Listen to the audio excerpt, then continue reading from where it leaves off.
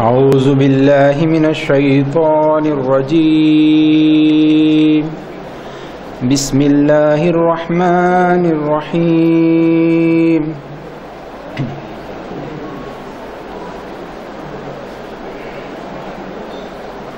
تمام تعریف اللہ سبحانہ و تعالیٰ کے لیے لائق اور زیبا ہے، جو تمام کائنات کا خالق، مالک اور رب العالمین ہے، اور درود و سلام ہو پیارے آقا محمد مصطفیٰ احمد مجتبیٰ صلی اللہ علیہ وسلم پر، جو تمام کائنات کے لیے رشد و ہدایت بنا کر کے بھیجے گئے تھے۔ اللہم صلی علی محمد وعلی آل محمد کما صلیت علی ابراہیم وعلی آل ابراہیم انک حمید مجید۔ اللہم بارک علی محمد وعلی آل محمد کما بارکت علی ابراہیم وعلی آل ابراہیم انک حمید مجید۔ قابل احترام بزرگوں، عزیز دینی بھائیوں اور میری پردہ نشین ماؤں اور بہنوں اور دیگر سامعین حضرات، السلام علیکم ورحمۃ اللہ وبرکاتہ۔ میں عبدالرؤوف خان اس 5 روزہ عظیم الشان پروگرام میں آپ سبھی کا تہہ دل سے استقبال کرتا ہوں۔ الحمدللہ جس سینٹر پر ہم اللہ اور اس کے رسول صلی اللہ علیہ وسلم کی باتیں سننے جمع ہوئے ہیں، دراصل یہ ایک ادارہ ہے، یہ ایک سینٹر ہے جو یوسف مکاتی صاحب کا ہے، جس کا نام ہارون مکاتی اسلامی سینٹر ہے، جس میں خصوصاً خواتین حضرات کے لیے مندرجہ ذیل کلاسز کا نظم رکھا گیا ہے، جو کہ بالکل فری اور مفت ہے، جس کا کوئی چارج نہیں لیا جاتا۔ جیسے کہ تجوید کی کلاس، قرآن کو جو ہے تو تجوید سے سکھانا۔ نمبر 2، اسلامی classes, mehndi class, computer classes, typing class, سلائی، کوکنگ، کھانا پکانے کی کلاس، اسپوکن انگلش اور ہینڈ رائٹنگ، اور یہاں پر جو ہے تو خصوصاً میرج بیورو بھی چلایا جاتا ہے، جو کہ بالکل مفت سکھایا جاتا ہے۔ یہ خصوصاً خواتین حضرات کے لیے ہے۔ اس سے پہلے کہ میں آپ کے سامنے ہمارے مقرر عزیز کو دعوت سخن دوں، آئیے آپ کے سامنے ان کا کچھ تعارف پیش کر دوں۔ فضیلت الشیخ جناب محمد سراج انعامدار صاحب، جو پیشے سے سافٹ ویئر انجینئر اور سافٹ ویئر ڈیولپر ہے، مگر اللہ کے فضل و کرم سے دینی ذوق و شوق رکھنے کی وجہ سے بیجاپور کرناٹک کے الفرقان مدرسے سے فضیلت کی ڈگری حاصل کیے ہوئے ہیں، جس کو گورنمنٹ کی نگاہ میں MA عربک کہا جاتا ہے، اور ساتھ ہی ساتھ موصوف MBA اور BBA کی ڈگری رکھتے ہیں۔ دعوت و تبلیغ، درس و تدریس کی ذمہ داری کو تقریباً 17 سال سے بفضل تعالیٰ انجام دیتے آ رہے ہیں۔ قرآن کی تفسیر پر بھی ماشاء اللہ کافی اچھا کمال رکھتے ہیں، جس کے نتیجے میں تقریباً 4.5 سال سے ترتیب وار آیات با آیات قرآن کی تفسیر کر رہے ہیں۔ آیت با آیت قرآن کی تفسیر جو ہوتی ہے، یہ حمایت باغ، اپنے جو حمایت باغ ہے شہناز مینشن کے بالکل سامنے سعادت مسجد میں یہ جو ہے تو قرآن کی جو ہے تو تفسیر ہوتی ہے، اور 4 سال سے غالباً ہو رہی ہے۔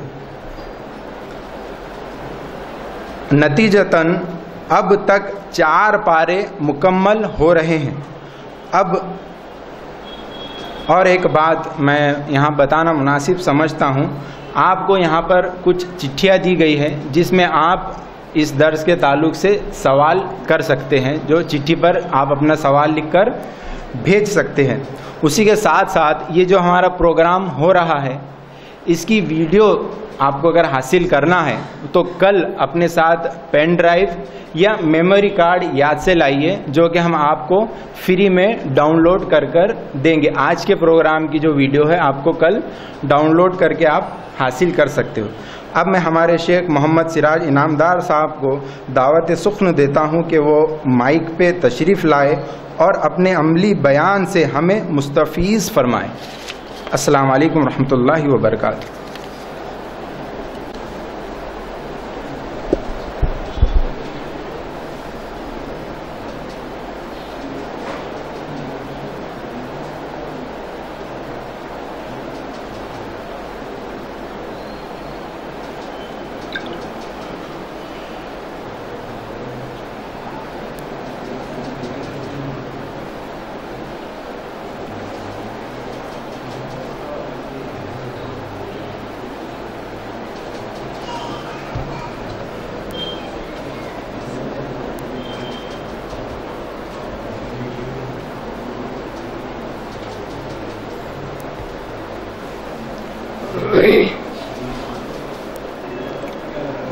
إن الحمد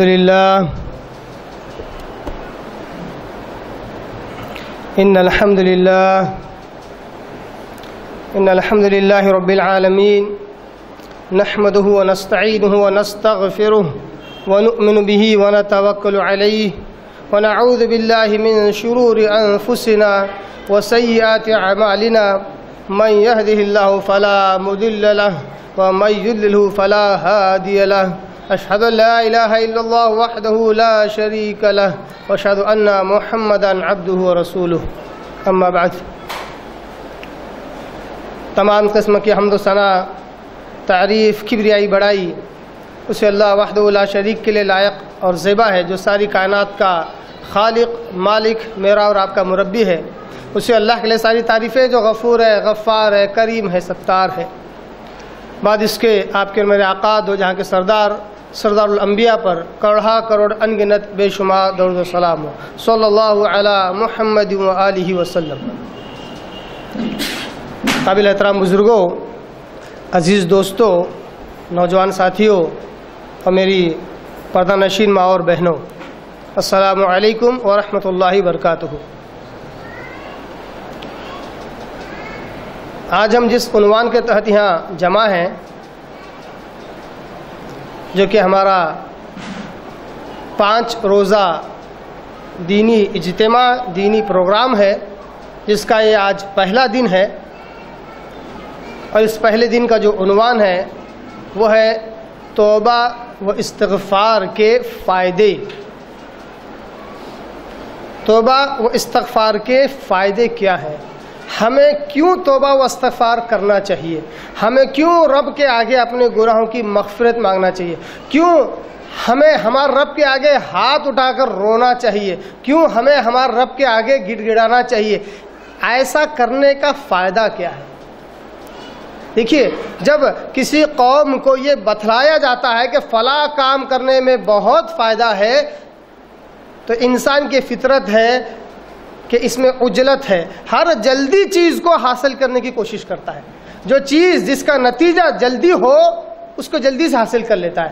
تو اگر توبہ و استغفار کے فائدے ہمیں دنیا کے معلوم ہو جائے اور آخرت کے معلوم ہو جائے تو انشاءاللہ عزیز ہم توبہ و استغفار میں جلدی کریں گے، توبہ و استغفار میں جلدی کریں گے اور رب کے آگے توبہ و استغفار کر کے اپنے گناہوں کی بخشش کروائیں گے۔ آئیے اس کے لیے میں آپ کے آگے چند نکات رکھتا ہوں جس کے تحت ہم آگے بڑھیں گے۔ سب سے پہلے ہم یہ دیکھیں گے کہ توبہ و استغفار کا معنی اور مفہوم کیا ہے، توبہ و استغفار کا معنی اور مفہوم کیا ہے۔ پھر اس کے بعد ہم دیکھیں گے کہ توبہ و استغفار میں کیا فرق ہے۔ توبہ ایک لفظ ہے، استغفار ایک لفظ ہے، ان دونوں میں کیا فرق ہے۔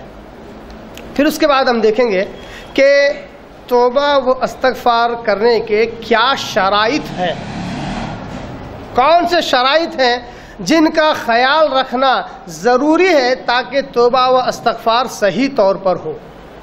پھر اس کے بعد ہم یہ دیکھیں گے کہ توبہ و استغفار کے چند آداب ہیں، ان آداب کو ملحوظ رکھتے ہوئے، ان آداب کا خیال رکھتے ہوئے اگر ہم توبہ و استغفار کریں تو ہمارے توبہ استغفار کا فائدہ ہوگا۔ پھر اس کے بعد ہم توبہ و استغفار کے فائدے دیکھیں گے، یعنی کہ کل اس طرح ہمارا یہ درجہ بدرجہ نکات اس طرح ہیں کہ سب سے پہلے ہم توبہ و استغفار کا معنی مفہوم دیکھیں گے، پھر دوسرے نمبر پر توبہ و استغفار میں کیا فرق ہے وہ دیکھیں گے، توبہ و استغفار کے کیا شرائط ہیں وہ دیکھیں گے، پھر اس کے بعد توبہ و استغفار کے کیا آداب ہیں یہ دیکھیں گے، پھر اس کے بعد پانچویں نمبر پر ہم دیکھیں گے توبہ و استغفار کے فائدے کیا ہیں۔ آئیے سب سے پہلے توبہ و استغفار کا معنی مفہوم ہم دیکھ لیتے ہیں۔ عربی زبان میں توبہ کہتے ہیں تاب یتوب توبتن کے معنی پلٹ کر آنے کے ہیں، پلٹ کر آنے کے، یعنی ایک شخص ایک راہ پر، ایک سیدھی سچی راہ پر چل رہا تھا، اس کو ایک پگڈنڈی نظر آئی، بائی پاس نظر آیا، پھر وہ اس پر نکل پڑا، ایک گناہ نظر آیا، ایک برائی نظر آئی، اس پر نکل پڑا، چلتے چلتے پھر اس کو احساس ہوا کہ واقعی میں غلط جا رہا ہوں، میں گناہ میں ملوث ہوں، میں گناہ کر رہا ہوں، احساس ہوا، اس احساس کی وجہ سے اس راستے کو چھوڑ کر پلٹتا ہے، پھر اسی سیدھی سچی راہ پر آتا ہے، اس پلٹ کر آنے کو کہتے ہیں توبہ، تاب یتوب توبۃ، یعنی پلٹ کر آنے کو، پھر اسی سیدھی سچی راہ پر آتا ہے جہاں سے گناہ کی ابتدا کی تھی، وہاں پر آ کر اپنے رب سے مغفرت مانگتا ہے۔ اور استغفار کے معنی ہے بخشش مانگنا، مغفرت مانگنا، اپنے رب سے اپنے گناہوں کی معافی مانگنا، بخشش مانگنا، مغفرت مانگنا اور اپنے رب سے اپنے گناہوں کی معافی مانگنا۔ ایک بڑا اہم نقطہ اگر ہم سمجھ کر چلیں تو میں سمجھتا ہوں آج کے اس عنوان کا حق ادا ہو جائے گا۔ اگر ایک بات میں اگر آپ تک پہنچا سکوں اور آپ کے ذہن و دماغ میں ڈال سکوں تو میں سمجھوں گا آج ہمارے اس عنوان کا حق ادا ہو جائے گا، وہ یہ کہ توبہ و استغفار کیا ہے آخر؟ توبہ و استغفار آیا یہ ذکر ہے، ورد ہے یا دعا ہے؟ کیونکہ اس تعلق سے بہت سارے لوگوں کو بڑی غلط فہمیاں ہیں، بڑی غلط فہمیاں ہیں۔ لوگ یہ سمجھتے ہیں کہ توبہ و استغفار ذکر ہے، ورد ہے سمجھتے ہیں۔ استغفر اللہ استغفر اللہ استغفر اللہ استغفر اللہ 100 بار پڑھ لیا میں نے۔ یاد رکھیے توبہ و استغفار یہ ذکر نہیں ہے، یہ ورد نہیں ہے، یہ دعا ہے۔ کیا ہے یہ؟ دعا ہے۔ دعا کہتے ہیں پکارنے کو جو دل سے پکاری جاتی ہے، صرف زبان سے رٹنے کا نام، ورد کرنے کا نام دعا نہیں ہے، دعا دل سے پکاری جاتی ہے۔ تو توبہ و استغفار دعا ہے۔ اب ظاہر سی بات ہے جو دعا ہوتی ہے اس کو وقت نکال کر دل اور دماغ کو اپنی جگہ پر رکھ کر حاضر دماغی سے کہا جاتا ہے استغفر اللہ، اے اللہ میری مغفرت فرما، میرے گناہوں کو بخش۔ جو بندہ اس احساس کے ساتھ رب سے گناہوں کی معافی مانگتا ہے ظاہر سی بات ہے وہ اپنے رب سے مانگ رہا ہے۔ جو مانگتا ہے اس کے اندر عجز و انکساری، چھوٹا پن ہوتا ہے۔ اب جو کہے استغفر استغفر استغفر استغفر استغفر 100 بار پڑھ لیا، ویری گڈ۔ اللہ کے بندے آپ صلی اللہ علیہ وسلم اگر دن میں 70 سے زیادہ مرتبہ یا 100 مرتبہ استغفار مانگتے تھے، پڑھتے نہیں تھے آپ صلی اللہ علیہ وسلم۔ آپ صلی اللہ علیہ وسلم کہتے ہیں کہ میں دن میں 70 سے زیادہ مرتبہ رب کی طرف توبہ کرتا ہوں، رجوع کرتا ہوں۔ توبہ کے معنی کیا ہے؟ رجوع کرنے کے، پلٹ کے رب کی طرف دھیان لگاتا ہوں۔ اب ہمارا دن بھر کے 24 گھنٹے کا وقت ایسے گزرتا ہے کہ رب کی طرف ہمارا دھیان ہی نہیں ہوتا ہے۔ 70 سے زیادہ مرتبہ آپ صلی اللہ علیہ وسلم، حالانکہ بخشے بخشائے ہوئے رسول ہیں، آگے پیچھے سے سارے گناہ بخشے بخشائے، پھر بھی نبی کی طرف، پھر بھی نبی اللہ کی طرف بار بار رجوع کر رہے، توبہ کر رہے، اور 100 سے زیادہ مرتبہ استغفار کرتے آپ صلی اللہ علیہ وسلم۔ استغفار مطلب اپنے گناہوں کی معافی مانگتے تھے، رب کے آگے عجز و انکساری کا اظہار کرتے۔ یہ توبہ کیا ہے؟ ذکر ہے یا دعا ہے؟ کیا ہے بتائیے؟ دعا ہے، رب سے مانگنا ہے ہمیں۔ توبہ و استغفار کے اندر کیا فرق ہے؟ توبہ و استغفار میں جو سب سے بڑا ایک فرق ہے، اگر اس کو ہی ملحوظ رکھا جائے، اس کا ہی خیال رکھا جائے تو کافی ہے۔ توبہ و استغفار میں جو سب سے بڑا فرق ہے وہ یہ ہے کہ توبہ میں انسان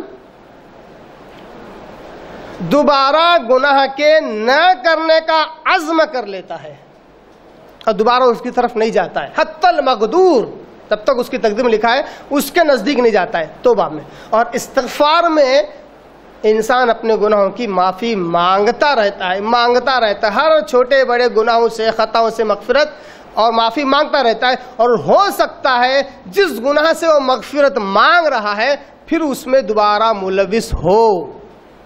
تو معلوم ہوا کہ توبہ کو بھلے ہی کبھی ایک آدھ دن لیٹ ہو جائے، استغفار تو ہم سے بالکل جڑا ہوا ہے. ہم سے چھوٹے بڑے گناہ ہوتے رہتے ہیں، بار بار اللہ کے آگے اپنے گناہ کی مغفرت مانگنا چاہیے. یہی وجہ ہے کہ بخاری مسلم کی احادیث میں نبی کریم صلی اللہ علیہ وسلم کا ایک معمول ہمیں ملتا ہے کہ آپ صلی اللہ علیہ وسلم ہر فرض نماز کے بعد جیسے سلام پھیرتے تو 3 مرتبہ ذکر کرتے، دعا کرتے، استغفر اللہ، اللہ میں تیری بارگاہ میں اپنے گناہوں کی مغفرت مانگتا ہوں، استغفر اللہ، استغفر اللہ، 3 بار کہتے. اگر ہم بھی اس معمول کو اگر ہم بھی اس عمل کو اپنی زندگی میں لا لیں تو الحمدللہ رب کے آگے بہت زیادہ ہم مغفرت مانگنے والے میں شمار ہو جائیں گے انشاءاللہ. توبہ و استغفار میں فرق کیا ہے اب ہمیں سمجھ میں آ گیا. اب آئیے، اگر بندہ جیسا کہ میں نے کہا کہ توبہ میں گناہ کے دوبارہ اس گناہ کے نہ کرنے کا عزم اور پکا ارادہ کر لیتا ہے، اگر وہ اس میں سچا نکلتا ہے تو اس کی توبہ کیا کہلاتی ہے؟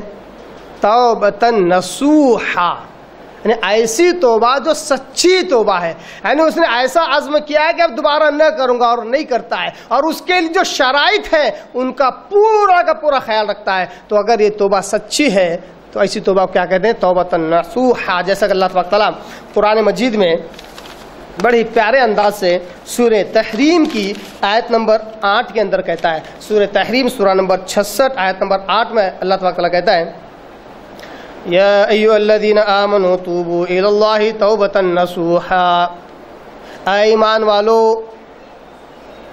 توبہ کرو، اللہ کی بارگاہ میں رجوع کرو اللہ کی طرف، توبۃ نصوحا، بالکل سچی توبہ کرو. عسى ربکم ان یکفر عنکم سیئاتکم، پوری امید ہے کہ اللہ تبارک و تعالیٰ تمہارے سارے گناہوں کو معاف کر دے. وَيُدْخِلُكُمْ جَنَّاتٍ تَجْرِي مِن تَحْتِهَا الْأَنْهَارُ، گناہوں کی بخشش کا جو نتیجہ ہوتا ہے وہ یہ ہے کہ اللہ تبارک تعالیٰ تمہیں ایسی جنتوں میں داخل کرے گا جس کے نیچے نہریں بہ رہی ہیں. یوم لا یخزی اللہ النبی والذین آمنوا، کہ وہ دن ہوگا جس میں نبی اور ان کے ساتھ والے ایمان والے کبھی ذلیل و خوار نہیں ہوں گے. اس دن انبیاء کو ماننے والے، قیامت تک آنے والے ایمان والے انبیاء اور ایمانوں کو اللہ تبارک اس دن رسوا نہ کرے گا. معہ نورہم، ان کے ساتھ ان کا نور ہوگا، ایمان کا نور ہوگا.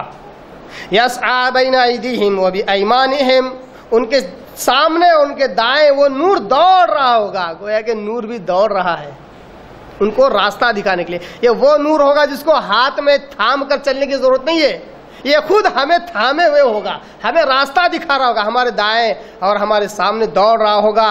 اس وقت بھی جنت میں جانے والے ایمان والے کیا دعا کریں گے پتہ ہے؟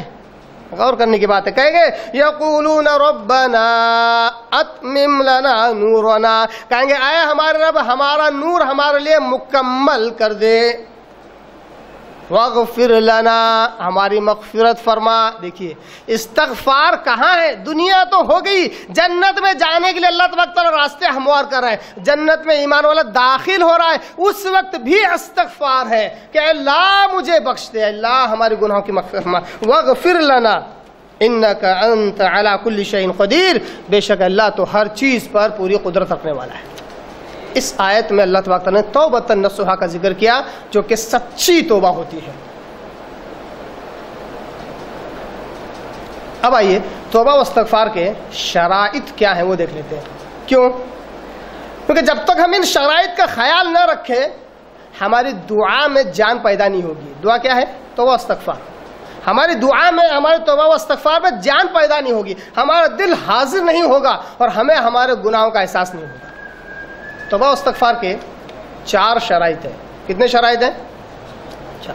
سب سے پہلی شرط یہ ہے کہ توبہ و استغفار کرنے والا انسان اس گناہ کو ترک کر دے، اس گناہ کو چھوڑ دے، اس کے بعد توبہ کرے.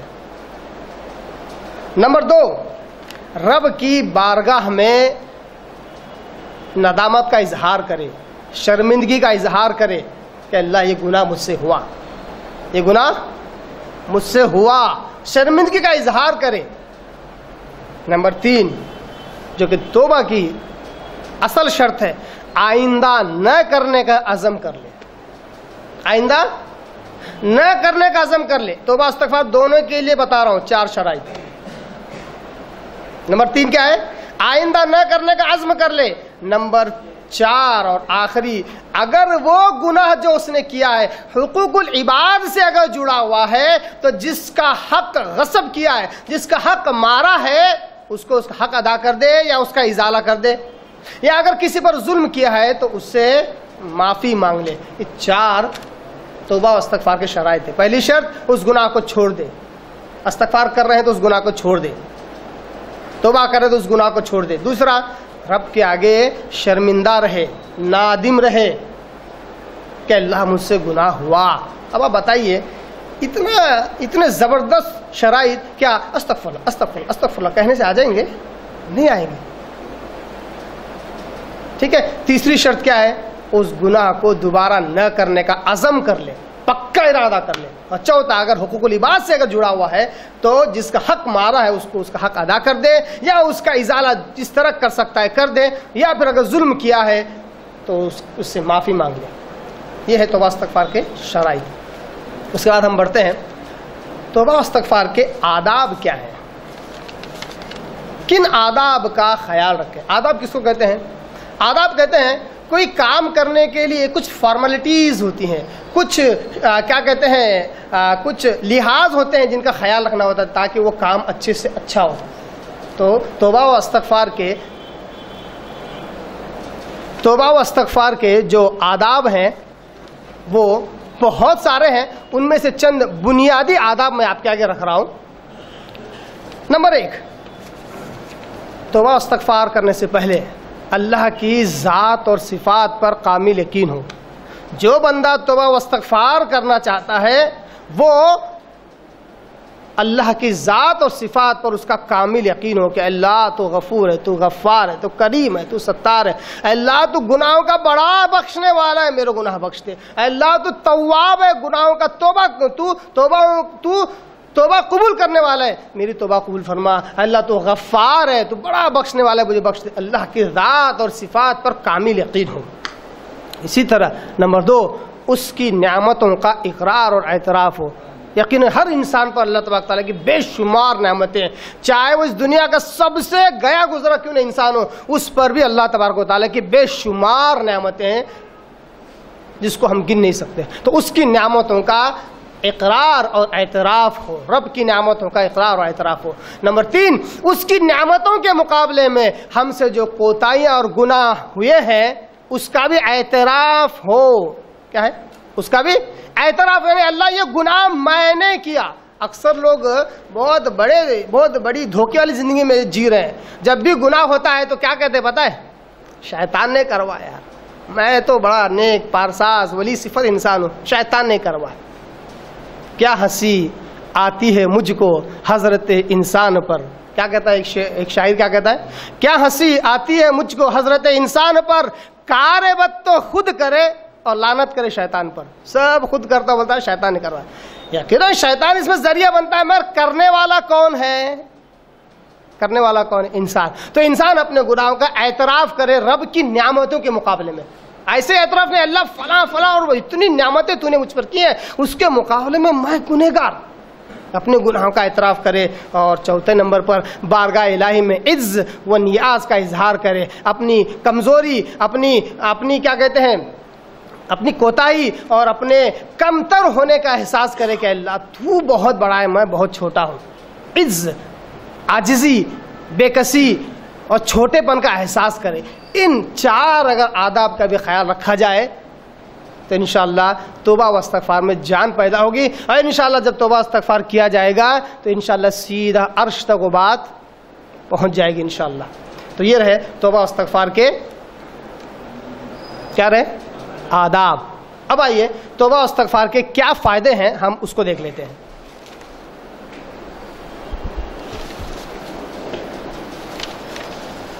توبہ و استغفار کے جو فائدے ہیں، آئیے سب سے پہلے میں اس کو سرسری طور پر کچھ اس کے فوائد گنوائے دیتا ہوں، پھر ہم انشاءاللہ اس کو تفصیل وار دیکھیں گے۔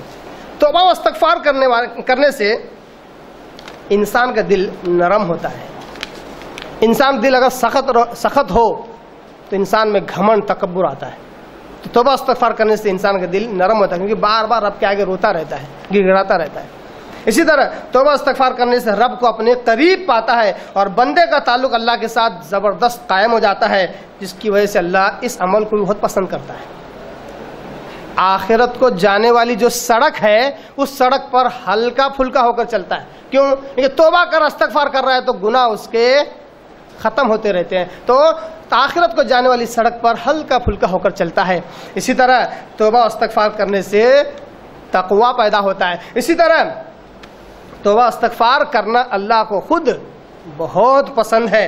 توبہ استغفار کرنے سے پتہ ہے آپ کو اللہ کا عذاب بھی نہیں آتا ہے، اللہ کا عذاب نہیں آتا ہے۔ اسی طرح توبہ استغفار جو ہے گناہوں کی معافی کا زبردست ذریعہ ہے۔ اسی طرح توبہ استغفار، صرف توبہ استغفار آپ کو جنت میں داخل کرا سکتا ہے، صرف توبہ استغفار آپ کو جنت میں داخل کرا سکتا ہے۔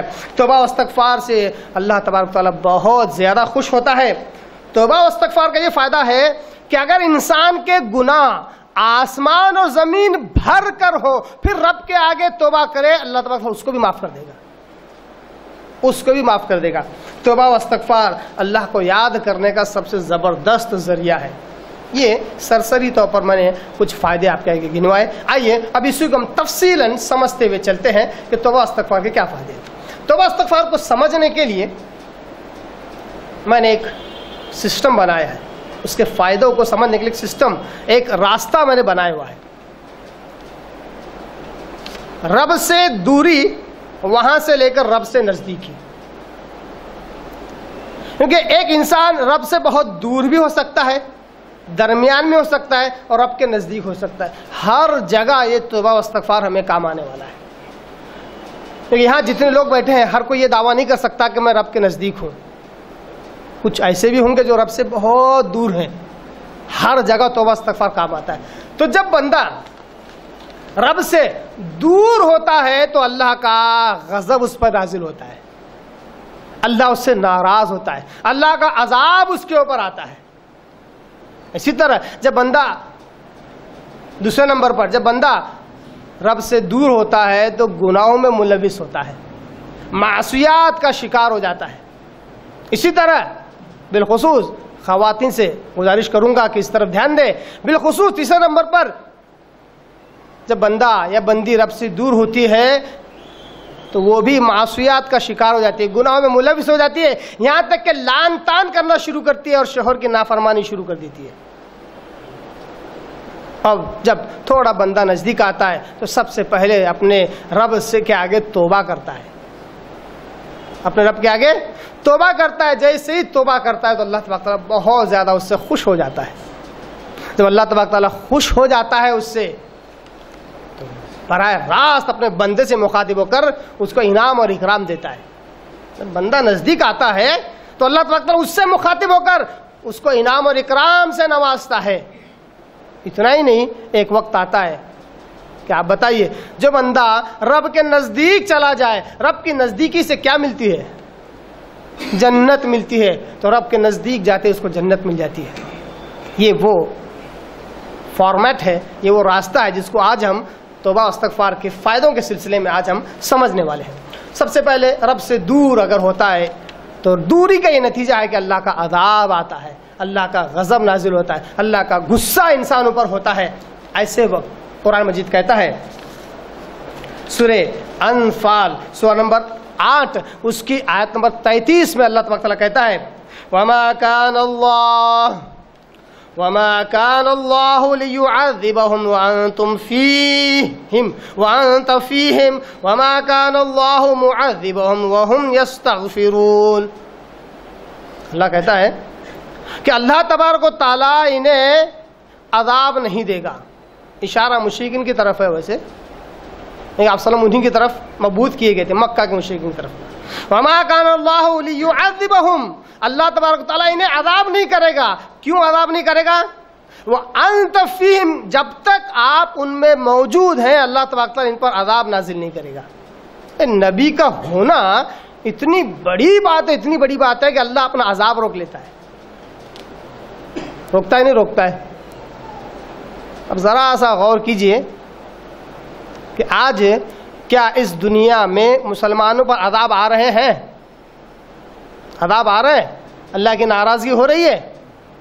نبی ہے, زندہ ہے. اللہ کہتا ہے اے نبی صلی اللہ علیہ وسلم, اشاروں کو سمجھ جائیے, اے نبی صلی اللہ علیہ وسلم جب تک آپ ان میں موجود ہیں اللہ عذاب نہیں کرے گا. نبی نہ ہو تو عذابات آ سکتے ہیں, ہے نا. آگے اللہ کہتا ہے وما كان الله معذبهم, اور اللہ انہیں اس وقت تک بھی عذاب نہیں دے گا. کب تک؟ وهم يستغفرون, جب تک یہ استغفار کرتے رہیں گے, رب کے آگے اپنے گناہ کی معافی مانگتے رہیں گے, اللہ تبارک تعالیٰ اس وقت بھی انہیں عذاب نہیں کرے گا. اللہ کے عذاب سے بچنا ہے, اللہ کے ناراضگی سے بچنا ہے, اللہ کے غضب سے بچنا ہے, تو رب کے آگے گناہوں کی مغفرت مانگنا پڑے گا. بار بار اپنے گناہوں کی مغفرت مانگنا پڑے گا. اسی طرح جب بندہ رب سے دور ہوتا ہے تو گناہوں میں ملوث ہوتا ہے نا. کوئی بھی گناہ اس سے چھوٹا بڑا ہو سکتا ہے. اس وقت کیا کرے؟ اس وقت استغفار کرنے کا کیا فائدہ ہے؟ ایک حدیث دیکھ لیتے ہیں, سنن ابو داؤد کی حدیث, سنن ترمذی کی حدیث, سنن ابو داؤد کی حدیث نمبر 1517 اور سنن ترمذی کی حدیث 3577. اس حدیث کے راوی بلال بن یسار بن زید ہے, جو کہ اللہ کے رسول وسلم کے غلام ہیں. وہ کہتے ہیں کہ مجھ سے یہ حدیث بیان کی میرے باپ نے اور ان کو میرے دادا نے. بلال بن یسار بن زید, بلال کے باپ یسار, ان کے باپ زید. زید رضی اللہ تعالیٰ نے صحابی رسول ہے, صحابی رسول نے زید رضی اللہ تعالیٰ نے اس حدیث کو بیان کیا. وہ کہتے ہیں انہوں نے آپ صلی اللہ علیہ وسلم سے سنا, آپ صلی اللہ علیہ وسلم نے کہا من قال استغفر اللہ الذی لا الہ الا هو الحی القیوم واتوب الیہ. آپ صلی اللہ علیہ وسلم کہتے ہیں جو ان کلمات کے ساتھ رب کے آگے اپنے گناہوں کی معافی مانگے, توبہ کرے, غفیر اللہ, اللہ تبارک اس کو بخش دیتا ہے, اللہ تبارک تعالیٰ اس کو معاف کر دیتا ہے, اس کے ہر چھوٹے بڑے گناہ کو معاف کر دیتا ہے. اور آپ کو پتہ ہے استغفار کرنے سے کبیرہ گناہ بھی معاف ہو جاتے ہیں, یہاں تک کہ اکبر الکبائر جو سب سے بڑا گناہ ہے شرک, توبہ کیا جائے تو وہ بھی اللہ معاف کر دیتا ہے. توبہ کیا جائے تو وہ بھی اللہ معاف کر دیتا ہے. غفر اللہ, اللہ تبارک تعالیٰ اس کو معاف کر دیتا ہے ان کلمات کی برکت سے جو ان استغفار کے لیے سکھائے گئے ہیں. اتنا ہی نہیں, آپ صلی اللہ علیہ وسلم نے ایک مثال دی ایک ایسے گناہ کے جو گناہ کبیرہ ہے, اور آپ صلی اللہ علیہ وسلم کے زمانے میں واقعی کافی بڑا گناہ تھا اور ہر زمانے میں رہے گا. جب تک جہاد کیا ہے باقی رہے گا اس وقت تک یہ گناہ بھی باقی رہے گا, اور جہاد قیامت تک باقی رہنے والا. کیا ہے وہ گناہ؟ ان کان قد فر من الزحف, آپ صلی اللہ علیہ وسلم کہتے ہیں اگر وہ میدان جہاد سے فرار ہو جائے, پیٹھ دکھا کر بھاگ جائے, یہ کبیرہ گناہوں میں آتا ہے. یہ بھی اگر گناہ اس سے سرزد ہوا ہے اور رب کے آگے استغفار کرے تو اللہ اس کو بھی معاف کر دیتا ہے. تو معلوم ہوا کہ رب سے دوری کا یہ نتیجہ ہوتا ہے کہ انسان گناہوں میں ملوث ہوتا ہے, تو اس کو چاہیے کہ وہ اپنے گناہوں سے توبہ کرے, استغفار کرے, رب کے آگے گناہوں کی مغفرت مانگے. اسی طرح خواتین میں بھی یہ معاملہ ہوتا ہے کہ وہ رب سے دوری کے نتیجے میں ان کے اندر بہت ساری دینی, دنیاوی, معاشرتی, اخلاقی بہت ساری بیماریاں پیدا ہو جاتی ہیں, بہت ساری برائیاں ان کے اندر پیدا ہو جاتی ہے, جیسے کہ چغل خوری, غیبت, آپس میں ایک دوسرے پر لعن طعن کرنا, ایک دوسرے کا مذاق اڑانا. میں یہ نہیں کروں کہ یہ بیماری صرف عورتوں میں پائی جاتی ہے, عام طور پر انسانوں میں پائی جاتی ہے, مگر مشہور عورتوں کے تعلق سے ہے.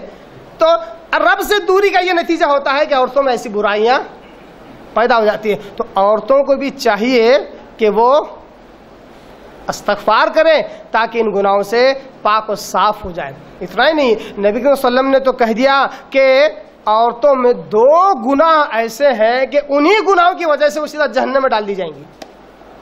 2 گناہ عورتوں میں عام طور پر پائی جاتی ہیں کہ انہی 2 گناہوں کی وجہ سے اللہ تبارک تعالیٰ انہیں جہنم رسید کرنے والا ہے, جہنم میں ڈالنے والا ہے. کون سے ہیں 2 گناہ؟ آئیے حدیث دیکھ لیتے ہیں, حدیث کے الفاظ دیکھ لیتے ہیں.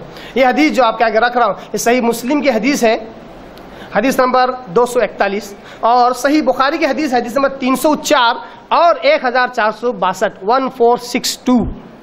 اس حدیث کے راوی ہیں عبداللہ بن عمر رضی اللہ تعالیٰ عنہ. وہ کہتے ہیں میں نے نبی صلی اللہ علیہ وسلم سے اس طرح کہتے ہوئے سنا. آپ صلی اللہ علیہ وسلم نے کہا, کس وقت کہا؟ عید الفطر یا عید الاضحیٰ کا دن تھا. آپ صلی اللہ علیہ وسلم خواتین کی طرف بالخصوص آئے, انہیں بالخصوص خطبہ سنایا, نصیحت کی. نصیحت کرتے ہوئے کہا یا معشر النساء, اے عورتوں کی جماعت, یا معشر النساء, اے خواتین کی جماعت سن لو. تصدقن, صدقہ کیا کرو, صدقہ کرتی رہو. وَأَكْثِرْنَ الْإِسْتِغْفَارِ, اور کثرت سے استغفار کرو. کیسے کریں کثرت سے استغفار؟ دل سے دعا کرتے ہوئے. کثرت سے استغفار کا مطلب یہ نہیں ہے استغفر اللہ استغفر اللہ استغفر اللہ استغفر اللہ, یہ بالکل نہیں ہے. دل سے رب کے آگے اپنے گناہوں کی معافی مانگو, اپنے گناہوں کا احساس رکھو, رب کے آگے رب کی نعمتوں کا اقرار کرو, اپنے گناہوں کا احساس رکھو, اپنی عاجزی انکساری کا احساس رکھو, پھر رب کے آگے اپنے گناہوں کی معافی مانگو. تو آپ صلی اللہ علیہ وسلم کہتے ہیں کہ کثرت سے استغفار کرو. فَإِنِّي رَأَيْتُكُنَّ أَكْثَرَ أَهْلِ النَّارِ, کہ اے عورتوں میں نے جہنم میں اکثر عورتوں کو ہی دیکھا ہے. یعنی مردوں کے مقابلے میں زیادہ لوگ کون رہیں گے جہنم میں؟ عورتیں. کیوں؟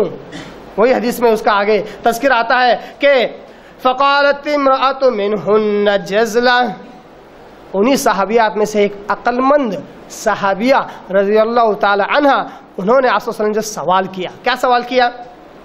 وَمَا لَنَا يَا رَسُولُ اللَّهِ أَكْثَرُ أَهْلِ النَّارِ, اے اللہ کے وسلم کیا وجہ ہے کہ ہم میں سے اکثر لوگ جہنم میں رہیں گے؟ وہ وجہ اگر یہاں پتہ ہو جائے, اگر کوشچن پیپر دنیا میں آؤٹ ہو جائے تو اس کا آنسر دینے میں, اس کا جواب دینے میں بڑی آسانی ہے. کوشچن پیپر میں کوشچن کیا آنے والا ہے, سوال کیا آنے والا ہے, یہی پتہ نہ ہو تو ظاہر سی بات ہے امتحان بھی بڑا مشکل ہوگا. آپ بتا دیجئے, وہ کوشچن آؤٹ کر دیجئے تاکہ ہم اس کی تیاری کر سکیں. اے اللہ کے وسلم کیا وجہ ہے کہ ہم میں کی اکثر عورتیں جہنم میں جانے والی ہیں؟ حدیث کے الفاظ کیسے ہیں؟ یہ الفاظ صحیح مسلم کے الفاظ ہیں. فقالت امرأة منہم جزلہ, ان میں سے ایک عقل مند عورت نے سوال کیا. صحابی رسول راوی اس حدیث کے راوی یہ الفاظ استعمال کر رہے کیونکہ یہ ایک عقل مند یہ سوال کر سکتا ہے کہ ابھی سے جان لو کہ کیا مسئلہ ہے آخر. آپ صلی اللہ علیہ وسلم نے جواب دیا اس سوال میں, تکثرن اللعن, پہلا گناہ جو تم میں پایا جاتا ہے وہ یہ کہ تم لعن تان بہت کرتی ہو, بات بات پہ لعن تان کرتی ہو, تیرا برباد ہو, تیرا ایسا ہو, تیرا ستیاناش ہو جائے. بار بار بات بات پہ, نہ بچے دیکھتے ہیں, نہ بوڑھے دیکھتے ہیں, نہ جوان دیکھتے ہیں. ہاں بیچارہ بڈھا کھاس رہا ہے تو اللہ رحم کر, اٹھا لے, پتہ نہیں کب اس کا کام ہوگا. الفاظ ایسے ادا کرتی ہیں کہ بس جس میں لعن تان کے علاوہ کچھ نظر نہیں آتا. یہ عورتوں سے کسی دشمنی کے تحت یہ بات نہیں کہی جا رہی ہے, یہ حدیث میں ایسے الفاظ پائے جاتے ہیں. تو غلطی بولنے والی کی نہیں ہے, غلطی ہم میں ہے. ہم عورتوں میں ہمیں چاہیے کہ ہم خود ہماری اصلاح کر لیں, لعن تان سے پرہیز کریں. اور ویسے بھی آپ صلی اللہ علیہ وسلم نے کہا کہ مومن لعن تان نہیں کرتا. مومن کی صفت ہی کیا ہے؟ وہ کبھی بھی لوگوں پر آؤٹتا نہیں رہتا, انگلیاں توڑتا نہیں رہتا, ایک دم خوش مزاج اچھے اخلاق کا مالک ہوتا. پوری دنیا اس کے خلاف اگر تیار ہو جائے کہتا ہے کر لو جو کرنا ہے, کیونکہ مجھے یقین ہے کہ میرے ساتھ اتنا ہی نقصان ہوگا جتنا اللہ نے میری تقدیر میں لکھ رکھا ہے. بڑا سکون اور اطمینان اس کے ساتھ ہوتا ہے. تو اس کو کسی پر لعن تان کرنے کی کیا ضرورت ہے؟ تو ہمیں عورتوں کو بھی چاہیے کہ گھر کے چھوٹے بڑے معاملات بہت سارے ہوتے رہتے ہیں, صبر سے کام لیں. لعن تان کرنے سے نہ آپ اپنی تقدیر بدل سکتی ہے, نہ ہی کسی اور کی تقدیر آپ بدل سکتی ہیں. آپ کے ساتھ جو لکھا ہوا ہے اس کو تو برداشت کرنا ہی ہے. دوسرا گناہ نبی صلی اللہ علیہ وسلم نے یہ بیان کیا کہ وَتَكْفُرْنَ الْعَشِيرَ. دیکھیے اکثر عورتوں میں یہ برائی پائی جاتی ہے, اکثر عورتوں میں کیا؟ وَتَكْفُرْنَ الْعَشِيرَ, شوہروں کی نافرمانی کرنے کی وجہ سے تم جہنم میں داخل کی جاؤ گے.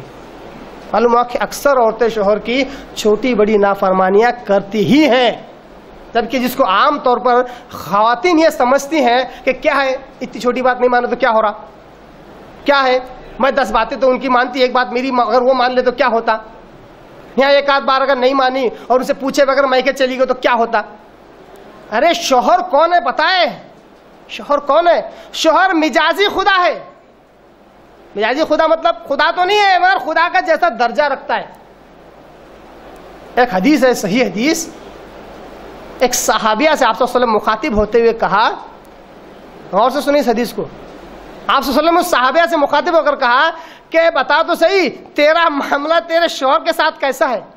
تو اللہ رسول اچھا ہے ماشاءاللہ, میں اچھا رہتی ہوں, ایسا ایسا سب سنتی ہوں. کہا دیکھو سن لو, پھر بھی سن لو کہ تیرا شوہر تیری جنت بھی ہے اور تیری جہنم بھی ہے. قابل غور نقطہ کیا ہے؟ تیرا شوہر تیری جنت بھی اور ایسے الفاظ پورے احادیث کے ذخیرے میں قسم خدا کی شوہر کے علاوہ کسی کے لیے نہیں ہے, ماں باپ کے لیے بھی نہیں ہے. ایسے الفاظ عورت کے لیے اور شوہر کے لیے, صرف اور صرف شوہر کے لیے آئے. عورت سے کہا گیا کہ تیری جنت اور جہنم تیرا شوہر ہے, کہ دیکھ تیرا معاملہ تیرے شوہر کے ساتھ کیسا ہے. اگر تو اچھی ہے تو تیرے لیے جنت ہے, اگر تو بری ہے تو تیرے لیے جہنم ہے, جیسا کہ اس کی دلیل یہی مل رہی ہے. وَتَكْفُرُ الْعَشِيرَ, تم اکثر لوگوں کو میں نے جہنم اس لیے دیکھا کیونکہ تم شوہروں کی نافرمانی کرتی ہو. تو چھوٹی بڑی نافرمانی, کسی قسم کی نافرمانی ہے, اس سے اگر بچنے کا کوئی طریقہ ہے تو وہ کیا ہے؟ رب کے آگے توبہ و استغفار کر. کیونکہ دیکھو بشریت کے تقاضے کے تحت انسان ہے, عورت ہے, کمزور ذات ہے, تو غلطیاں ہوتی رہتی ہیں, تو رب کے آگے مغفرت مانگتے رہنا چاہیے, اللہ معاف کر دے.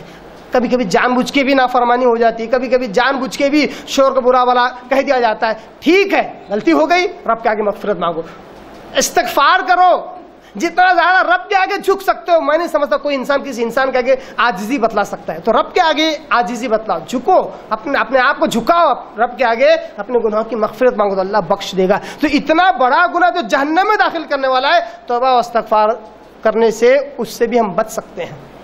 آئیے حدیث کو مکمل کرتے ہیں, کیونکہ 2 باتیں اور مزید بڑی بہترین باتیں اس حدیث میں پائی جاتی ہیں. آپ صلی اللہ علیہ وسلم نے کہا وَمَا رُأَيْتُ مِن نَاقِصَاتِ عَقْلٍ وَدِينٍ, کہتے ہیں کہ میں نے یہی دیکھا کہ تم میں عقل کے اعتبار سے بھی کمی ہے اور دین کے اعتبار سے بھی. اتنا ہونے کے باوجود اغلب لذی لب منکن, خوش ہو جاؤ عورتیں, نبی کریم صلی اللہ علیہ وسلم کی زبان نکلے ہوئے الفاظ ہیں. آپ سنو کہتے ہیں یہ دین اور عقل کے اعتبار سے تم میں کمی ہے مردوں کے مقابلے میں. اتنا ہونے کے باوجود بھی میں نے تمہیں اچھے عقل مندوں کو بے عقل کرتے ہوئے دیکھا ہے, اچھے عقل مندوں پر تمہیں بھاری پڑتے ہوئے دیکھا ہے. یہ نبی صلی اللہ علیہ وسلم کے الفاظ ہیں, بخاری مسلم کی حدیث ہے.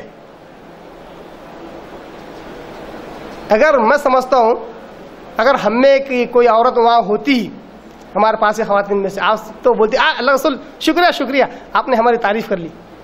صحابیہ جو بیٹھی ہوئی تھی, جو سوالات کر رہی تھی, ان کا سوال کیا ہے پتہ ہے؟ وہ آگے سوال کرتی ہے, قالت یا رسول اللہ صلی اللہ علیہ وسلم وما نقصان العقل والدین. ٹھیک ہے تعریف تو کر لیا آپ نے, اصل آپ نے ایک بات بتلائی کہ ہم عقلی اعتبار سے اور دینی اعتبار سے ہم میں نقص پایا جاتا, ہم میں کمی پائی جاتی. وہ کیا ہے اللہ کے رسول بتائیے دینی اور دنیاوی اعتبار سے. آپ صلی اللہ علیہ وسلم نے کہا قال اما نقصان العقل, عقل کا نقصان یہ ہے تم میں کہ فشہادت امرأتین تعدل شہادت رجل, کہ تم 2 عورتوں کی گواہی ایک مرد کے برابر ہے. 2 عورتیں اگر گواہی دے یا ایک مرد گواہی دے دونوں برابر ہے. یہ کیا ہے؟ یہ کائے کا نقص ہے؟ عقل کا, یعنی یاد رکھنے میں کمزوری ہے عورت کے. ٹھیک ہے. دوسرا آپ نے کہا فہذا نقصان العقل, یہ ہے عقل کا نقصان. وَتَمْكُثُ اللَّيَالِي مَا تُصَلِّي, اور دینی اعتبار سے جو نقصان ہے وہ یہ کہ تمہاری کئیوں راتیں اور دن گزر جاتی ہیں اور تم نمازیں نہیں پڑھتی. وَتُفْطِرُ فِي رمضان, یہاں تک کہ رمضان میں روزے بھی چھوڑ دیتی ہو. فَهَذَا نقصان الدین, یہ تمہارا دین کا نقصان ہے. حیض کی وجہ سے جو ہر مہینے تم پر آتا ہے, جس کی وجہ سے 7 دن 8 دن 10 دن تم نماز چھوڑ دیتی ہو اور رمضان میں اگر آ جائے تو تم روزہ چھوڑ دیتی ہو، یہ تمہارے دین کا نقصان ہے۔ اسلام نے ہی تمہیں رخصت دی ہے کہ اب نماز کو تو معاف کر دیا حیض کے دنوں میں، اور رمضان میں اگر حیض آ جائے تو ان دنوں کو روزہ چھوڑ دینا ہے، ترک کرنا ہے، بعد میں اس کی قضا کرنا ہے۔ روزہ معاف نہیں ہوتا ہے، نماز معاف ہو جاتی ہے۔ تو آپ نے کہا کہ یہ تمہارا دین کا نقصان ہے۔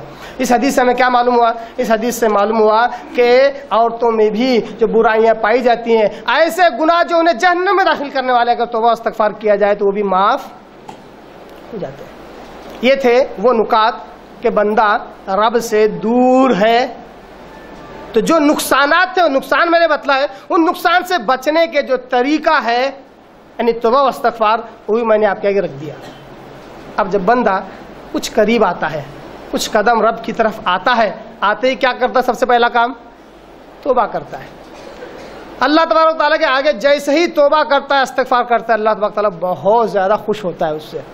کتنا زیادہ خوش ہوتا ہے پتہ ہے؟ اتنا زیادہ اللہ تبارک و تعالیٰ اس سے خوش ہوتا ہے، اتنا زیادہ کہ جیسے ایک شخص کے پاس ایک جانور ہے جس پر اس کا سارا کھانا پینا سب کچھ ہے، اور وہ کسی بے آب و دانہ جنگل میں چلا جائے اور وہ جانور اس سے کھو جائے، اب کھانے پینے کے لیے کچھ نہیں ہے، پریشان حال، اور اچانک اگر اس کو وہ جانور مل جائے تو کتنا خوش ہوگا؟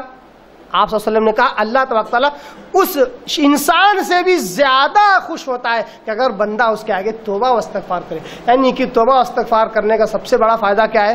ہمارا رب ہم سے خوش ہوگا، ہمارا رب ہم سے خوش ہوگا۔ آئیے حدیث مبارکہ دیکھ لیتے ہیں۔ صحیح مسلم کی حدیث، حدیث نمبر 2675 2675 حدیث کے راوی ابو ہریرہ رضی اللہ تعالیٰ عنہ ہے۔ وہ کہتے ہیں رسول اللہ صلی اللہ علیہ وسلم نے فرمایا واللہ اشد فرحا بتوبۃ احدکم، بے شک اللہ تبارک تعالیٰ، واللہ اللہ تبارک تعالیٰ بہت بہت بہت زیادہ خوش ہوتا ہے اس بندے سے جو توبہ کرے، اس بندے کی طرح من احدکم بضالتہ اذا وجدہا، اس بندے کی طرح کہ جس کا کوئی جانور، کوئی سواری کھو جائے اور اس کے ملنے پر جس طرح وہ خوش ہوتا ہے، اس بندے سے کہیں زیادہ اللہ تبارک تعالیٰ اس بندے سے خوش ہوتا ہے جو اس کے آگے توبہ کرے۔ یہاں تک کہ حدیث میں باقاعدہ اس مثال کو آپ صلی اللہ علیہ وسلم نے خود اپنی زبان مبارک سے بیان کیا۔ صحیح مسلم اس کے بعد والی حدیث، حدیث نمبر 2747 2747، اس حدیث کے راوی انس بن مالک رضی اللہ تعالیٰ عنہ ہے۔ وہ کہتے ہیں کہ نبی صلی اللہ علیہ وسلم نے فرمایا اللہ اشد فرحا بتوبۃ عبدہ حین یتوب الیہ، اللہ تبارک تعالیٰ بہت زیادہ اپنے بندے سے خوش ہوتا ہے جب بندہ اپنے رب کے آگے توبہ کرے، اپنے گناہوں کی مغفرت مانگے، اپنے گناہ کو چھوڑ دے اور کبھی نہ کرنے کا عزم کرے، عاجزی و انکساری کا اظہار کرے، رب کے آگے اپنے گناہ کی مغفرت مانگے، تو اللہ تبارک تعالیٰ اس بندے سے بہت زیادہ خوش ہوتا ہے۔ من احدکم، اس بندے سے زیادہ۔ کون سا بندہ؟ مثال آپ صلی اللہ علیہ وسلم دے رہے ہیں، کہتے ہیں کان علی راحلتہ بارض فلات، اس بندے سے زیادہ خوش ہوتا ہے جس کے پاس اس کی سواری ہے، اس سواری کو لے کر وہ نکلا ایک ایسے بے آب و دانہ جنگل میں جہاں پر کوئی پیڑ نہیں ہے، کوئی پیڑ پودا نہیں ہے، اور پانی تو دور دور تک نہیں ہے، ایسے میدان میں اس اپنی سواری کو لے کر نکلے، فانفلتت منہ، وہ سواری اس کے ہاتھ سے نکل بھاگے، وہ سواری اس کے ہاتھ سے نکل بھاگے، وعلیہ طعامہ وشرابہ، یہاں تک کہ اسی اونٹ پر اس کا کھانا پینا سب کچھ رکھا ہوا تھا۔ اب یہ تنے تنا کھڑا ہو گیا، اور ایسا جنگل جہاں کھانے پینے کے لیے کچھ نہیں ہے، یعنی کہ موت یقینی ہے۔ اب موت یقینی ہے، فَأَيْسَ مِنْهَا، اونٹ کو تلاش کر کر کے نا امید ہو گیا کہ اب وہ دوبارہ ملے گی اس کو، اس کے ملنے سے نا امید ہو گیا۔ فَأَتَى شَجَرَةً، ایک پیڑ کے پاس آتا ہے۔ دیکھیے کیا انداز ہے، نبی صلی اللہ علیہ وسلم کا سمجھایا ہوا انداز ہے، یہ مثال بیان کرنے کا طریقہ دیکھیے، انداز دیکھیے۔ ایک پیڑ کے پاس آ گیا، فَاضْطَجَعَ فِي ظِلِّهَا، اس کے سائے میں لیٹ گیا۔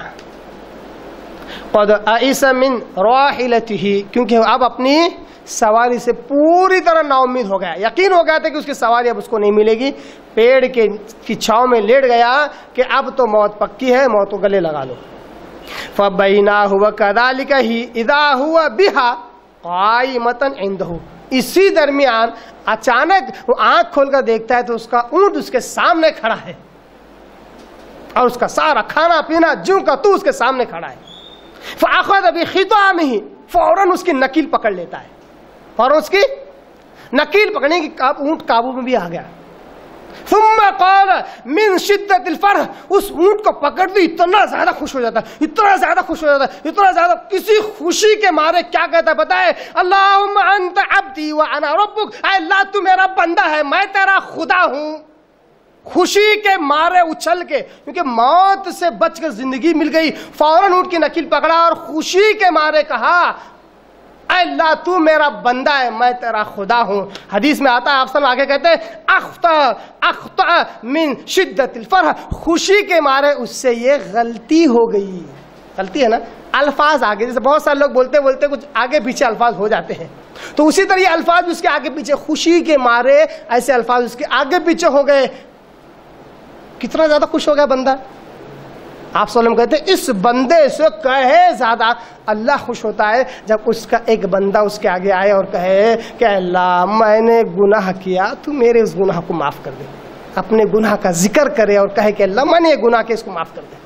اپنے گناہ کا ذکر کر کے رب کے آگے اپنے آپ کو عاجز، بےکس، کمزور محسوس کر کے رب کے آگے اپنے آپ کو سرنڈر کر دے، توبہ کرے تو اللہ تبارک و تعالیٰ بہت خوش ہوتا ہے.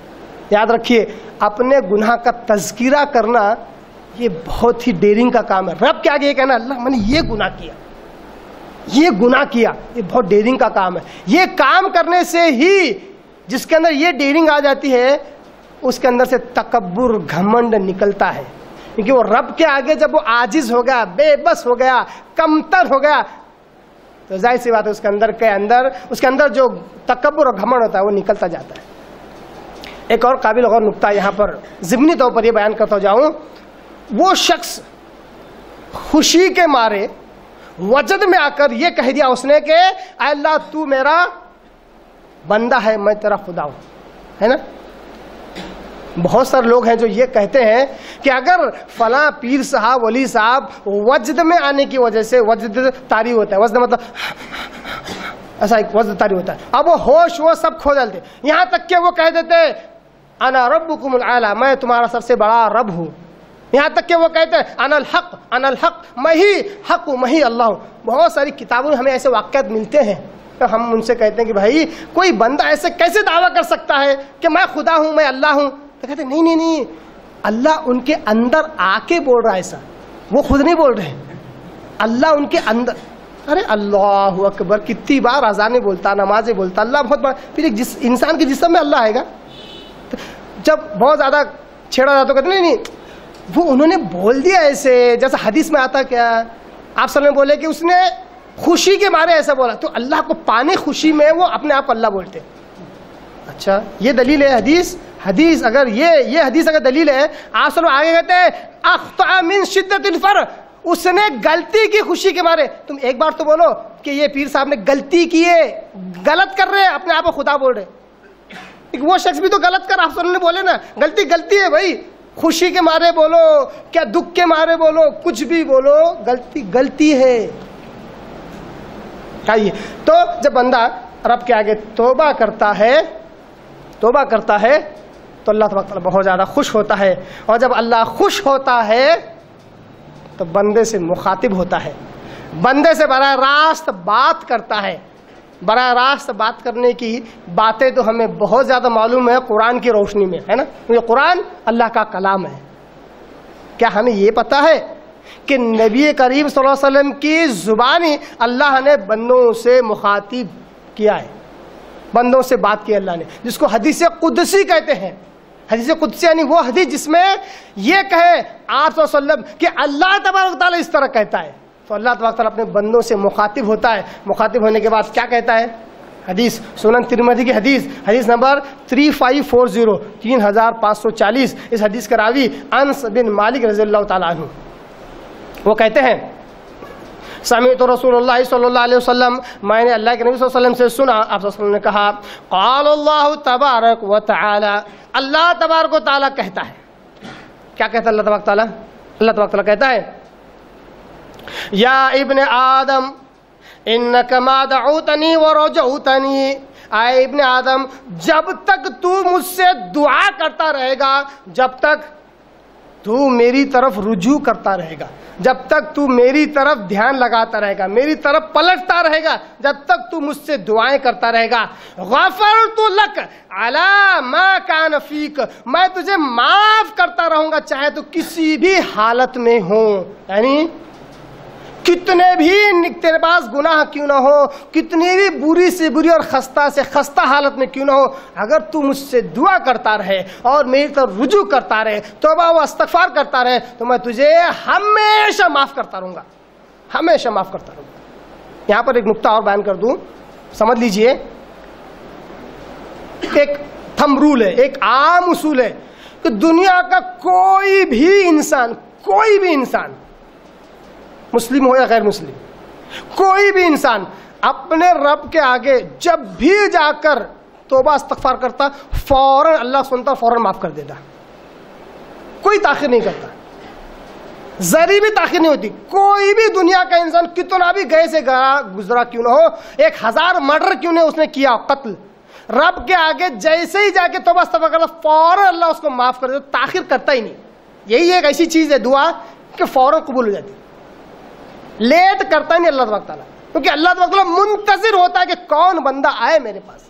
یہاں پہ وہی بات کہی جا رہی ہے کہ ایک بندہ جو ہے، اے میرے بندے، اے ابن آدم، اے آدم کی اولاد، جب تک تو مجھ سے دعا کرتا رہے گا، جب تک تو میری طرف رجوع کرتا رہے گا، میں تجھے ہر وقت معاف کرتا رہوں گا چاہے تو کسی بھی حالت میں ہو، ولا ابالی، اور مجھے کسی کی کوئی پرواہ نہیں ہوگی، میں پرواہ ہی نہیں کروں گا، میں تجھے معاف کرتا رہوں، لوگ اعتراض کریں تب بھی میں پرواہ نہیں کروں، میں تجھے معاف کرتا رہوں گا، ولا ابالی، مجھے کوئی کسی کی فکر نہیں ہے، مجھے کوئی پرواہ نہیں ہے۔ یا ابن آدم، اے اولاد آدم سن لے، لو بلغت ذنوبک عنان السماء، اگر تو اس حالت میں میرے پاس آئے کہ تیرے گناہ آسمان تک پہنچے ہوئے ہوں، ثم استغفرتنی، اور تو اس حالت میں بھی کہے اے اللہ میرے گناہ کی بخشش فرما، غفرت لک، ایسی حالت میں تجھے بخش دوں گا، ولا ابالی، میں کسی کی پرواہ نہیں کروں گا، میں تجھے بخش دوں گا۔ کیا انداز ہے، محبت والا انداز ہے اللہ کا اپنے بندوں کے ساتھ، کتنا خوش ہو رہا ہے، محبت والا انداز ہے، بندے تو آ اور بول اللہ بخش دے، میں بخش دوں گا۔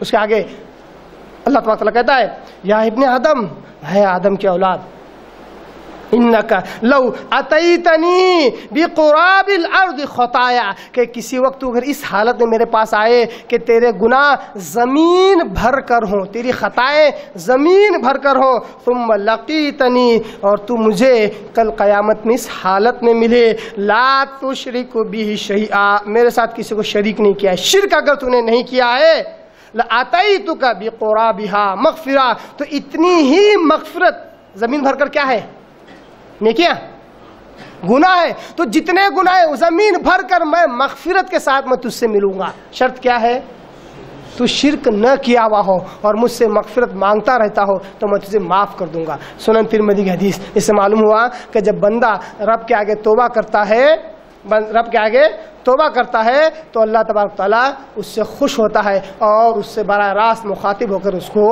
معاف کرتا رہتا ہے۔ اسی طرح بندہ توبہ کر کے کہاں پہنچتا ہے، رب کے قریب پہنچتا ہے، رب کے قریب جب پہنچتا ہے تو رب کی قریبی سے کیا ملتی ہے، رب کی نزدیکی سے جنت مل جاتی ہے۔ جائیے جنت حاصل کر ہی لیتے ہیں آج، میں سمجھتا ہوں انشاءاللہ آج یہاں بیٹھے ہیں جتنے لوگ، سب لوگ انشاءاللہ جنت مل جائیں گے انشاءاللہ۔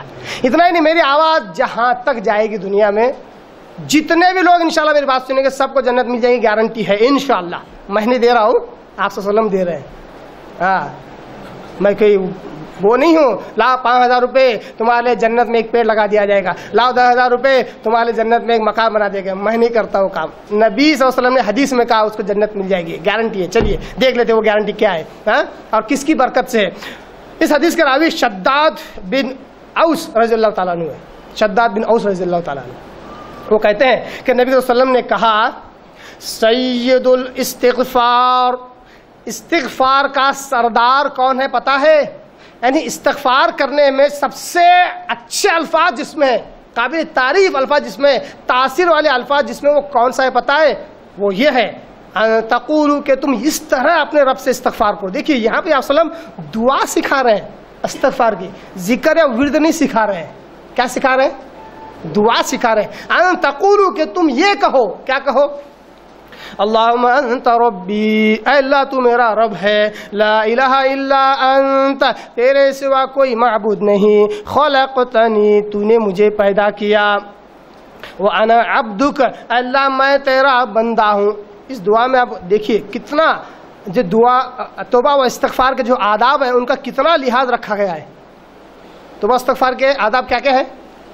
رب کے اللہ کی ذات و صفات پر کامل یقین, اللہ کی نعمتوں کا اعتراف اور اقرار, نعمتوں کے مقابل میں اپنے گناہوں کا احساس, گناہوں کا اعتراف, اور رب کے آگے عاجز و انکساری. 4 چیزیں ہیں نا.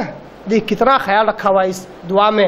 اس لیے تو سید الاستغفار کہا گیا کہ بندہ کہتا ہے وَأَنَا عَبْدُكَ, اللہ میں تیرا بندہ ہوں, وَأَنَا عَلَىٰ عَهْدِكَ وَوَعْدِكَ مَا اسْتَطَعْتُ, اللہ تجھ سے کیے گئے عہد اور وعدے پر میں قائم ہوں جتنی مجھ میں استطاعت ہے. استطاعت جتنا تو نے مجھے توفیق دیا اتنا ہی. اللہ سے عہد کیا ہم نے کہ اللہ تیری بات کریں گے, تیرے ساتھ کسی کو شریک نہیں کریں گے, اللہ ہر وقت تیری اطاعت کریں گے, تیری نافرمانی نہیں کریں گے. تو جو عہد اور وعدہ ہم نے اللہ سے کیا ہے ہم اس کو پورا کریں ہماری استطاعت کے مطابق, استطاعت کے مطابق ہی عمل کرنا ہے. تو آگے کہتا ہے بندہ اعوذ بک من شر ما صنعت, تو اللہ میں تیری پناہ میں آتا ہوں جو کچھ میں نے کیا اس کے شر سے. دیکھیں ابھی گناہوں کی مغفرت مانگا بھی نہیں, اس سے پہلے بول رہا ہے بندہ کہ اللہ جو میں نے کیا اس کے شر سے پہلے بچا لے, کیونکہ جو میں نے کیا ہے اس کا وبال مجھ تک آنے ہی والا ہے. کبھی بھی انسان گناہ کر کے بچ نہیں سکتا, اس کا نقصان ادھر سے ادھر سے کہیں نہ کہیں سے آ ہی جاتا ہے. اتنا ہی نہیں, حدیث میں ایک دعا آتی ہے کہ تم کچھ نہ کرو دوسرے کرو تو اس کا وبال تمہارے پہ آ جاتا ہے. اس کی بھی دعا آپ صلی اللہ علیہ وسلم نے سکھائی, کہا کہ اس طرح دعا کرو اللہم انی اعوذ بک من شر ما عملت ومن شر ما لم اعمل, اللہ میں تیری پناہ میں آتا ہوں جو کچھ میں نے کیا اس کے شر سے, اور جو میں نے نہیں کیا اس کے بھی شر سے. کیوں جو میں نے نہیں کیا دوسروں کا حوال مجھ پر آ گیا, اندر سے لے جا کے ٹھوس دیے میرے کو جیل میں, اندر سے 4 لوگوں نے مار دیے میرے کو, سرات پھوڑ دیے, میں نے کیا ہی نہیں تھا. یہ بھی ہو سکتا, تو اس سے بھی دعا کر کے بچنا چاہیے. جیسا کہ یہاں پہ حدیث میں کیا آ رہا ہے, دعا میں کیا رہا ہے کہ اللہ میں تیری پناہ میں آتا ہوں جو کچھ میں نے کیا اس کے شر سے اللہ مجھے بچا لے. ابو لک بنعمتک علی, اللہ میں تیرے آگے اقرار کرتا ہوں تیری ساری نعمتوں کا جو تو نے مجھ پر کی ہیں, جو تو نے مجھ پر کی ہے. وہ ابو لک بذنبی, اللہ میں تیرے آگے اقرار کرتا ہوں میرے سارے گناہوں کا جو میں نے کیے. حدیث کا الفاظ کیا ہے؟ میں نے کیے. یہ اقرار کرنا چاہیے کہ اللہ یہ گناہ میرے ہیں, شیطان نے کروایا, دوست نے کروایا, فلاں نے سمجھایا, فلاں نے ڈھکیل دیا تھا, فلاں نے پیچھے سے لات مار دیا تھا اس لیے گر گیا, کچھ نہیں, اللہ میں نے کیا, یہ گناہ میرے ہیں. ابو لک بذنبی, اللہ میں میرے گناہوں کا اقرار کرتا ہوں. فاغفر لی, اللہ میرے گناہوں کی مغفرت فرما. دیکھیے گناہ کی مغفرت مانگنے سے پہلے کتنی ساری چیزیں بیان کر دی گئی. اللہ تو مجھے بخش دے, فَإِنَّهُ لَا يَغْفِرُ الذُّنُوبَ إِلَّا أَنْتَ. کیا یقین ہے, دیکھیے کیا کامل یقین ہے رب کی ذات پر, رب کی صفات پر. فَإِنَّهُ لَا يَغْفِرُ الذُّنُوبَ إِلَّا أَنْتَ, اللہ کوئی گناہوں کا بخشنے والا ہے ہی نہیں سوائے تیرے, تو نہ بخشے تو کوئی بخش ہی نہیں سکتا. آپ صلی اللہ علیہ وسلم کہتے ہیں, یہ ہو گئی سید الاستغفار کے کلمات, الفاظ. اس کے بعد آپ صلی اللہ علیہ وسلم کہتے ہیں من قالها من النهار موقنا بها, جو کوئی دن کے اوقات میں اس کو یقین رکھ کر ان الفاظ کو ادا کرے, ان الفاظ کو پڑھے, ان الفاظ سے رب کے آگے استغفار کرے یقین کے ساتھ, فمات من یومه قبل ان یمسی, شام ہونے سے پہلے اگر مر جائے, موت آ جائے, فهو من اہل الجنہ, وہ سیدھا جنتیوں میں سے. اب آپ بتاؤ, آپ لوگ نہیں مل سکتی یہ چیز؟ کس کو نہیں مل سکتی یہ چیز؟ الفاظ تو ہیں, رب کے آگے مغفرت تو مانگنا ہے پورے اقرار کے ساتھ, پوری عاجزی کے ساتھ. دن میں ایک بار بھی یہ سید الاستغفار کر لے, شام ہونے سے پہلے ٹکٹ کٹ گیا تو سیدھا پرمیشن مل گیا. کائے کا ٹکٹ کٹا ہوا ہے؟ اصل میں جنت کا ٹکٹ کٹا ہوا ہے, دنیا سے نہیں کٹا ہوا ہے, جنت کا ٹکٹ مل گیا داخلے کا. فہو من اہل الجنہ، وہ جنتیوں میں سے ہے. ومن قالها من اللیل وہو موقن بہا، جو کہ اس کو رات کے وقت پڑھے، رات کے وقت ایسی دعا کرے اور اس پر اس کا یقین ہو، ان الفاظ پر، ان باتوں پر جو اس نے بیان کی یقین ہو. فمات قبل ان یصبح، صبح ہونے سے پہلے ہی اس کو موت آ جائے، اس کا ٹکٹ کٹ جائے، وہ مر جائے، فہو من اہل الجنہ، تو وہ جنتیوں میں سے ہے. کیا معلوم ہوا؟ توبہ استغفار کرتے کرتے رب کے قریب ہم جتنا آئیں گے اتنا ہم سیدھا کہاں جائیں گے؟ جنت میں چلے جائیں گے. یہ حدیث جو میں نے آپ کے آگے رکھی، صحیح بخاری حدیث نمبر 6306 اور سنن ترمذی کی حدیث نمبر 3393 3393 اور سنن نسائی کی حدیث نمبر 5522 5522. یہ چند باتیں تھی توبہ استغفار کے فائدے کے سلسلے میں. اللہ سے دعا کرتا ہوں اللہ تعالیٰ ہمیں سچی توبہ کرنے اور سچے طور پر توبہ استغفار کرنے کا اللہ میں توفیق عطا فرمائے. وآخر دعوانا ان الحمد للہ رب العالمین.